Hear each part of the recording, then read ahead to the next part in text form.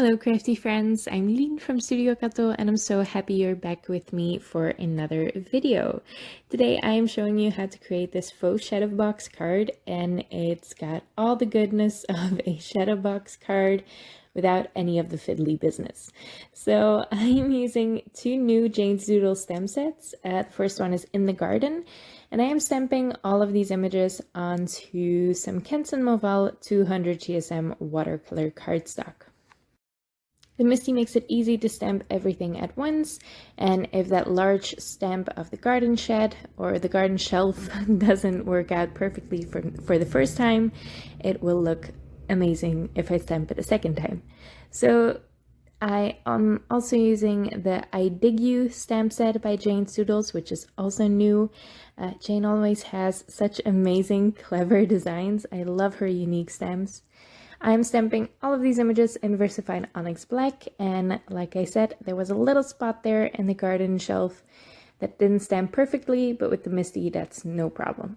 I'm using some Wow Clear Gloss Superfine embossing powder to add some shine to these outlines, and I'm just going to heat set that with the Wow Jewel Speed heat tool. I'm going to do a whole lot of watercoloring for these images. It's been a while since I watercolored images like this, and especially in this style. I'm trying to get a more loose watercolor look, you know, that look where you can really tell that it's been painted with watercolors instead of just colored in with whatever medium. So I'm using a lot of water. Usually when I paint, I like to have as little water on my brush as possible, because the less water you have, the more precise you can color. But if you have a lot of water, you get a lot of variations in tone and in texture, and I love that look. I haven't done it for a while, but I am really back into it now, so I've probably got a couple of cards coming up looking like this.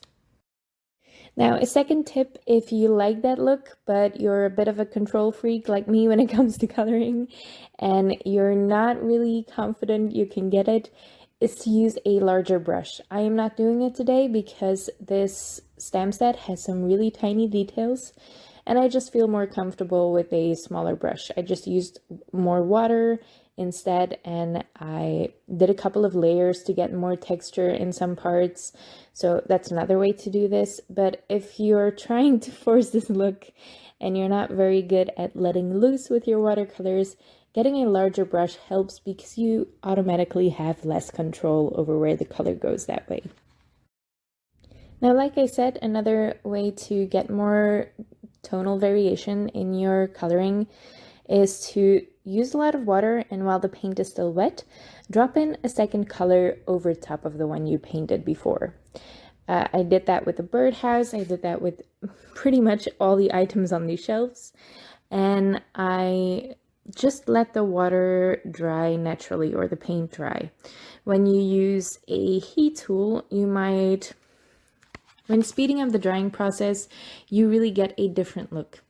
I don't know how to explain it, but usually it evens out the paints a little bit more than when you just let it dry on its own. So I'm definitely letting it dry on its own, and there are going to be spots that are dry quicker than others. And that's really where you get those tonal variations from. If one spot is dry and the next one isn't yet, there's going to be a defined line in between those spots. So to finish that shelf, I added some very dark blue paint to the inside shelves, and then I am finishing up all the other extra items that I stamped out. We have the garden hoe, the shovel, I have that little bird where I'm dropping in a lot of extra colors to spice up that yellow a little bit, and then the potted plant. You can really see, this is a larger area, so you can really see what I'm doing here. I'm dropping in a couple of different paints. I'm whisking away some of the water in some areas to get it lighter. It's really easy to do, and it's really fun to watch these paints react with the water. Now once I'm done painting, I can fussy cut out all of these items. I used a craft knife for some pieces, but overall these pieces are fairly easy to cut out. So just cut them out, and then I can assemble my card. Now, the trick with this faux shadow box look is to create frames. And if you have any nesting dies in your stash, they will work. This card is not the first card that I made like this, and it's the one that worked out the least like a shadow box card because my first frame is so thin. If you use smaller dies for your frames or for the inside of your frames, you're going to get a better shadow box effect. So all I did was use some nesting dies. I used the ton stitching or double stitched rectangles, so they leave a stitched outline on the inside and on the outside where they cut. So I just used the largest die to cut A2 size pieces for all of them.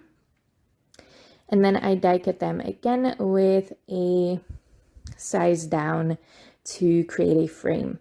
For the outer frame, that's a little unstable there with the foam tape on the back. But yeah, just put some foam tape on the back, and then the trick is to adhere your items in between the frames. Usually I do 2 frames, but I really wanted to use that shelf today, that large cupboard of garden supplies, so I couldn't go too small with my frames. Usually it works a little bit better if you use smaller frames. You can use ovals, you can use circles.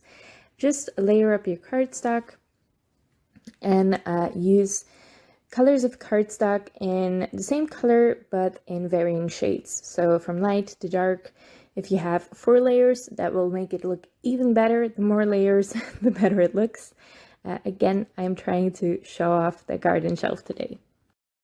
If you're interested in me making another faux shadow box card to show the technique off a little bit better, just drop a note in the comments below and I will get to it soon if people are interested. Now with all the items in place on my card, all that's left to do is add a sentiment, and I have prepared a bunch of these sentiments from the stamp market in bulk, but I just prepared them with black stamping on white cardstock or white embossing on black cardstock. But the great thing is, if you have it on white cardstock, you can just ink blend it or press some ink cubes on there to make it match whatever color you want. So I just colored it green. I used the coordinating Concord 9th ink for the lightest paper I used, which worked out perfectly. So that's it. That's my little garden shed for today. I really love this card. I love these stamp sets by Jane's Doodles. And to celebrate this little blog hop, make sure you check out all of the links in the description below. Jane is also giving away 1 stamp set of your choice. If you win, just leave some comments here on my blog post on every stop of the blog hop. I will leave all the information and all the links in the description below, so check that out if you want a chance to win a Jane's Doodle stamp set. Thank you so much for watching. I hope you enjoyed the video and I hope to see you next time.